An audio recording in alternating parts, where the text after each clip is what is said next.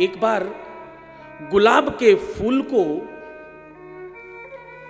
किसी ने कहा कि तुम्हारे में बहुत सारे रंग हैं, तुम एक ही रंग क्यों निकालते हो?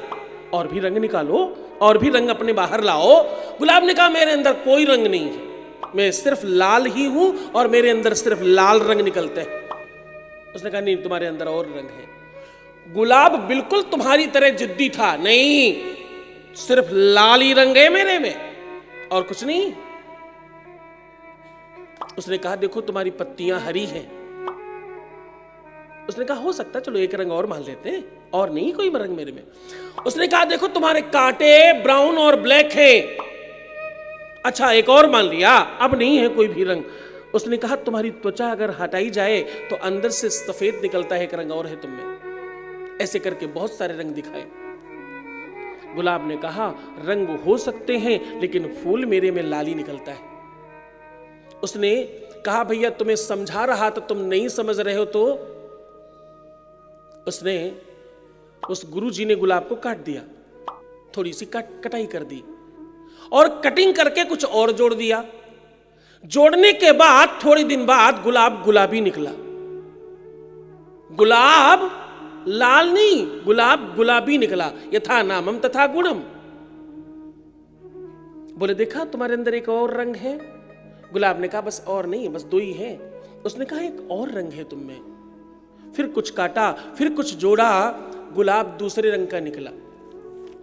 फिर लाल, पीला, हरा, गुलाबी, बैंगनी, बसंती, जाने कितने प्रकार के गुलाब निकाले उसने, काट काट के। और सत्य बताऊं, जैसे ही गुलाब ने अपने रंगों का भान किया, जैसे ही गुलाब ने अपने रंगों की पहचान की, जैसे ही गुलाब को अपनी खोई हुई शक्ति का भान हुआ, मालूम हुआ, वैसे ही गुलाब की कीमत बढ़ गई।